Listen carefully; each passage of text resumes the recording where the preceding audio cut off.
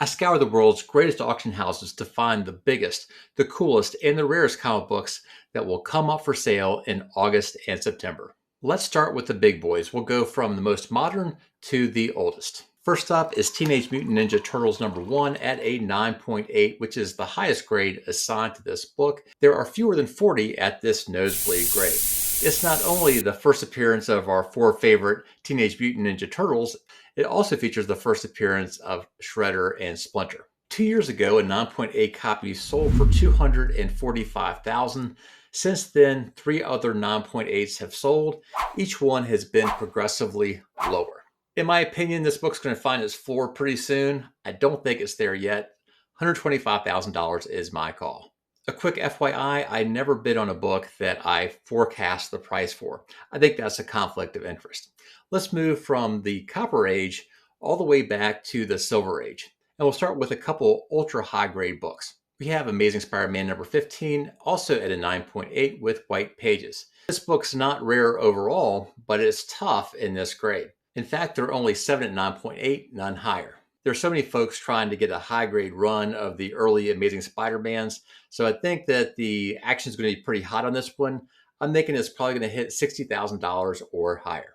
Another 9.8 features the first appearance of Silver Age Captain America. We're talking about Avengers #4. Again, not a rare book, but certainly rare in 9.8 with only 6 copies at this highest grade. Very tough to price this book.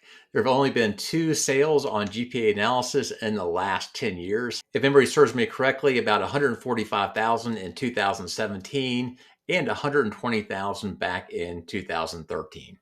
I did see what the graphs look like for 9.6s and 9.4s. And funny enough, this book has not been that hot over the last 10 years. It sort of went way up in like 2013 and it sort of like flattened out with a little bit of a COVID-19 bump. So for the 9.8, I'm going to say that this book is going to end up at about $140,000. Now we're going to drop down in grade, but not in price because we're focused on the most expensive Silver Age book. We're talking about Amazing Fantasy 15. We're going to drop down to a 7.5, which is still a nice book, but not a nosebleed grade. Amazing Fantasy 15 has really taken it on the chin in the last year. Same old story, huge COVID-19 bump, and this book is cooling off. Back in 2022, a copy sold for $300,000. We are not going to see $300,000 again. And in my opinion, I think that people are willing to pay 2018, 2019 prices for this book. So I'm going to guess it's going to sell for about $150,000. Let's move back in time to the Golden Age. A heritage big boy is More Fun Comics #73, which is one of those books that you can't judge by the cover because you don't see Aquaman, Green Arrow, or Speedy, and this is the first appearance of all 3. Why this book is noteworthy is also because of the grade. This book is really, really tough to get in high grade, and a 7.0 is among, I think, the top 8 books, period, for More Fun 73. Plus, it's got white pages, so if you're interested in Aquaman, you want to go Golden Age, this is a great copy.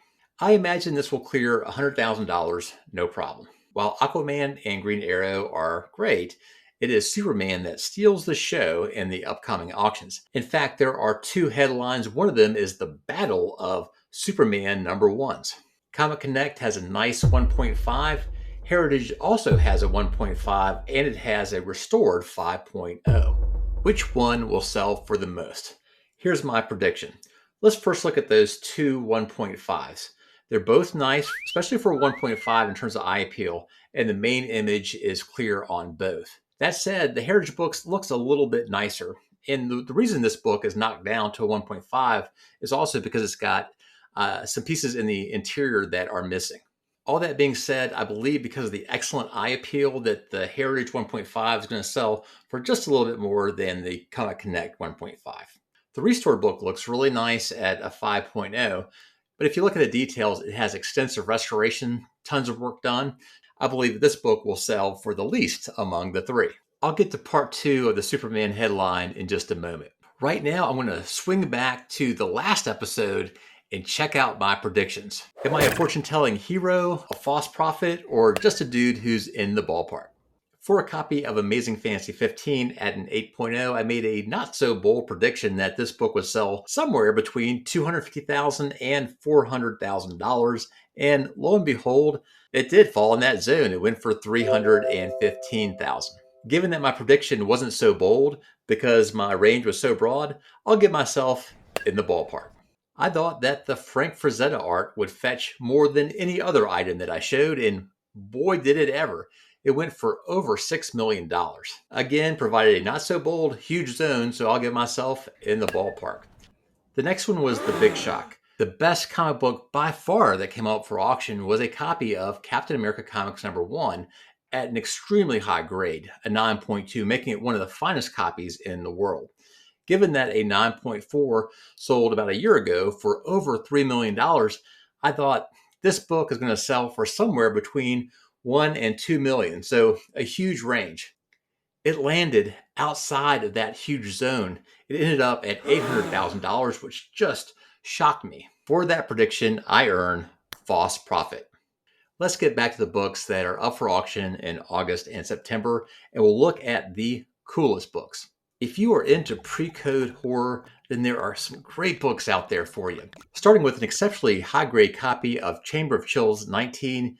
Yes, folks, you're seeing this correctly. It's at a 9.2. The black cover is so unforgiving, but at a 9.2, you can see this book in all of its glory. Kids, be careful with that radium. Here we have Black Cat Mystery in an awesome 9.4. It will certainly melt the heart of Lee Elias fans. Next up is a book on Comic Connect. We're talking about Mysterious Adventures #13. The highest graded is an 8.0, and we have one that's pretty close to that at a 6.5. Let's go from horror back to superheroes. Comic Connect has one of my favorite superhero covers. It's Submariner #11 with Subby in the jaws of the dragon. And Comic Link has, in my opinion, the most classic cover of Superman. It's also one of the most patriotic. We're talking about Superman #14 at a nice 7.0. Let's go from cool to flat out rare. Many series collectors have heard of the series Suspense Comics. The title only has 12 issues, and the run is best known for its great cover art, which features some of the best cover artists of the day, including L.B. Cole and Alex Schomburg. This is an L.B. Cole cover, Suspense Comics #4. Believe it or not, this 7.5 represents the second best copy that CGC has ever graded. It's also from the Davis Crippen pedigree. A 2.5 did sell a couple months ago for about $4,000. I'm going to extrapolate from there, and I believe this book will sell for about $17,500. Now let me shoot over to Comic Connect, and I'm not actually focusing on a particular book, but sort of a series of books that they are offering. They have partnered with Sky Ott's Family Legacy Collection and Comic Kazi International. These are groups that have collected the sort of rarest international comics from across the world. Here's an example. It's Avengers Comics #1 from Down Under. Yep, that's right. This is the first Avengers from Australia. It came out in 1965 as opposed to the American version that came out in 1963. Here's some other books from this collaboration that I've never seen before. How much should one pay for one of these books? I have no idea. But if you see a book and you like it, hey, why not put a bid on it? You may just win. As promised, let's go back to the headliner, part 2. We're talking about Superman. Not only is Superman #1 being offered in a bunch of different copies, there's also one copy of Action Comics #1 that's going to hit the auction block. This, of course, is the first appearance of Superman, and it's pound for pound, grade for grade, the most valuable comic book in all the world. This particular copy, though, happens to be the lowest grade at a 0.5. And the question comes to my mind, how much does it cost to get into the game for an Action Comics #1? Well, this is about as entry level as you'll get. And I'm scared to even come up with an estimate of how much this will go for. But you know what? I'm going to go ahead and do it, and I'm going to explain my rationale. Typically, if you're trying to price a comic book, find the fair market value, you want to look at comparables.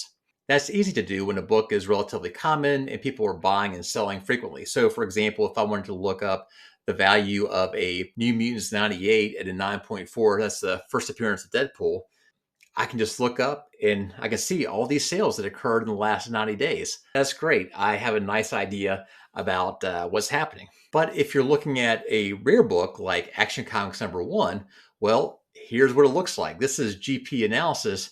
Looking at all the sales data they have, you can see that only a handful of comic books at any grade for Action 1 has sold over the last 3 years. For a 0.5, the last sale was back in 2009, so you can just throw that data away.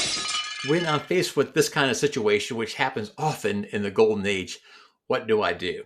Well, I try to look at all the data I can at different grades to see if I can get an idea about how much this book is selling per point. And as a reminder, books move up linearly from about a 0.5 to a 6.5. The last 2 sales for Blue Label books have happened about a year ago.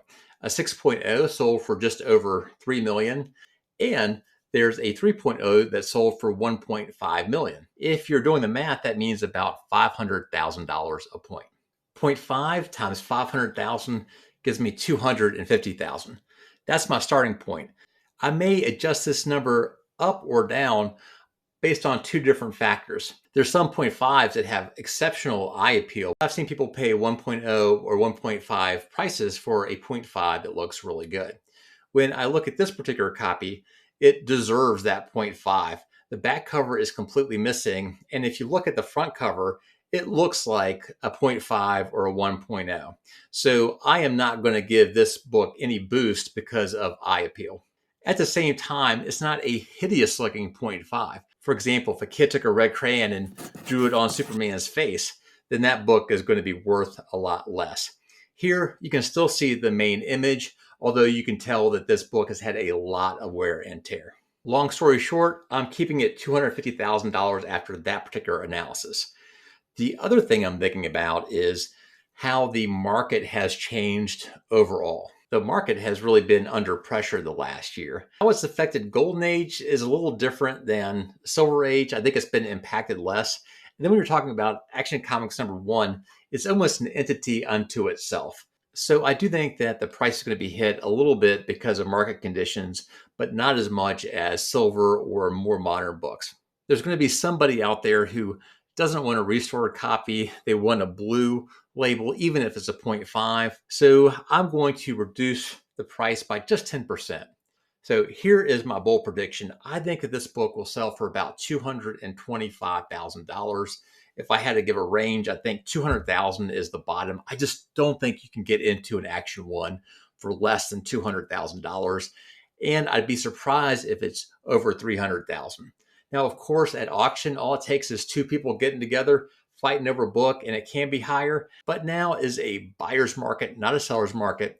225, I'm sticking with it. Unfortunately, I've never been able to get my hands on an Action Comics #1, but I came this close one time and almost sold my entire collection just to get into the Action 1 game. And you can check out that story in this video. Thanks so much for watching. If you enjoyed the content, consider subscribing, and I hope to see you around real soon.